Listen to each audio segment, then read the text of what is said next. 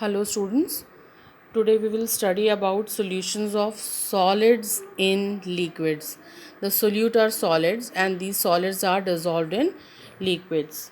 The first type of solution is unsaturated solution. The unsaturated solution is the solution in which more solute can be dissolved at a given temperature. And the one which we have to study is saturated solution. Saturated solutions are those solutions in which no more solute can be added at a particular temperature. If suppose we have taken a saturated solution, a dynamic equilibrium it exists between the molecules in the solid state and the molecules in the solution. In a solid state and in a solution, it means that when a solid is added to a liquid, the molecular vibrations start vibration and they tend the molecule to pass into the liquid phase. This process is called dissolution. When the molecular vibration they tend the molecule to pass into the liquid phase, and the molecules thus set they move freely in the liquid phase, and as the concentration of these molecules in the solid phase decreases, the dissolved molecules they tend to come back into their original state or come back into the solid phase, and this is called precipitation. Initially, if we will see, the rate of dissolution will be higher, and as the number of molecules in the solution phase increases, the rate of precipitation also increases, and after some time a stage comes when the two rates, the rate of dissolution, it will become equal to the rate of precipitation, and that is called dynamic equilibrium. See, initially the rate of dissolution is quite high, but after some time a stage will come when the two rates they will become equal and an equilibrium is established between them. First is the mechanism of dissolution. Actually, dissolution it takes place by two processes. The first one is dissolution due to solvation, and the second one is dissolution due to hydrogen bonding.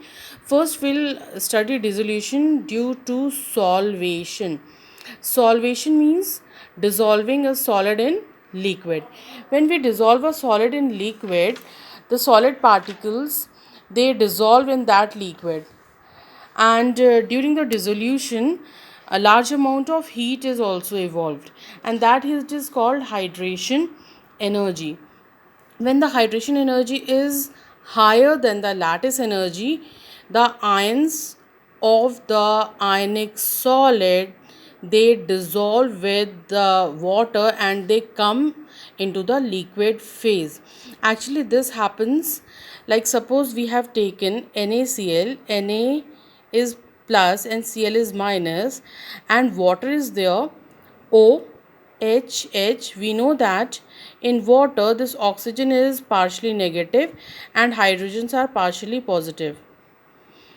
These oppositely charged poles of water it combines with these charged particles of the crystal, and they dissolve that crystal, they break the electrostatic force of attraction between these particles, it decreases due to the high dielectric constant of water.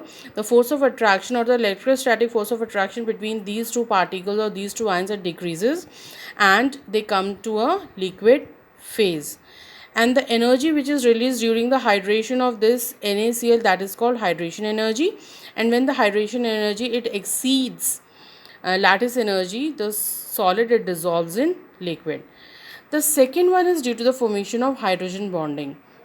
Like if you talk about sugar and all, sugar it is non-ionic compound, and non-ionic compound it can, but in spite of being a non-ionic compound it is soluble in water, and that is due to the presence of hydrogen bonding. The hydroxyl group of sugar or glucose it combines with water and form hydrogen bonding, and due to that hydrogen bonding it gets dissolved in water. So these are the two mechanisms of dissolution. The first one is dissolution due to solvation, like dissolves in like. Like if we talk about ionic solids they are dissolved in water, and organic inorganic. Organic like non-polar solvents or solutes, they are dissolved in organic solvents. Now come to the term solubility. We know that the solubility of a substance at a particular solvent of a particular in a particular solvent at a particular temperature is the maximum quantity of the substance dissolved in a fixed quantity of solvent to form a saturated solution at that temperature. Suppose, for example, uh, temperature we have taken 25 degrees Celsius and we have taken 100 gram of water, and we are supposed to add or make a saturated solution of NaCl in water at 25 degrees Celsius. Suppose we are adding NaCl to water, 100 gram of water at 25 degrees Celsius, and we found that at that particular temperature 20 gram of NaCl is dissolved in it, and if we'll add more than that 20 gram of NaCl, that is now settling at the bottom of the container. It means now it is containing the maximum quantity of that particular substance in a fixed quantity of solvent, that is 100 gram of solvent at that temperature, means 25 degrees Celsius, and that maximum amount of solute which can be added to a fixed quantity of solvent at that temperature is called the solubility. Now factors, we'll see the factors which will affect the solubility of solid in liquid. The first is the nature of the solute in solvent. Like dissolves in like. We know that if we have taken NaCl, it will be dissolved in water only, not in any organic solvents, and like that. Second point is important, that is temperature. When a substance dissolves with the evolution of heat, it means if the reaction is exothermic or the dissolution is exothermic, the solubility decreases with the rise in temperature. And if such a substance we have taken the solubility of that particular substance, it will decrease with the rise in temperature. And suppose there is a substance which, when dissolved in water, absorption of heat is taking place.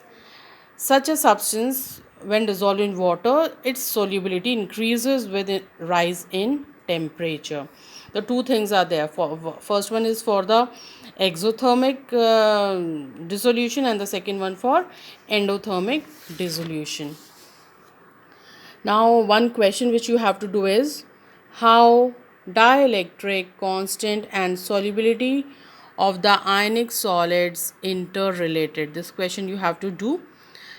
Now, next topic which we will start with is vapor pressure of solutions and Raoult's law. Raoult's law we'll study in our next class. Today we'll study about vapor pressure. The name itself is telling that it is the pressure exerted by vapor of a liquid at a particular temperature in a state of dynamic equilibrium. It is called the vapor pressure of the liquid at that temperature. Suppose we are heating a liquid, and upon heating, vapors of that liquid will accumulate at or above the liquid, and a point or that particular point will come when the rate of evaporation, it will become equal to the rate of condensation.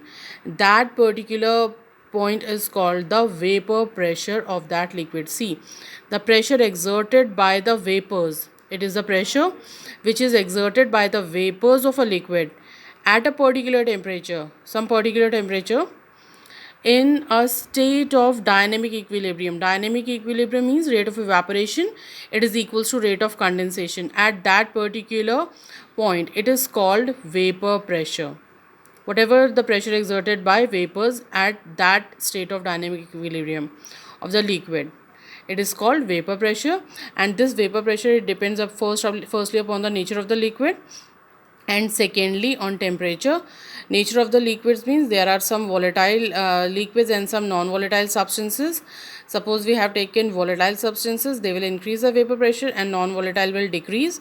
And temperature is the second point. If we will increase the temperature, vapor pressure will automatically be increased.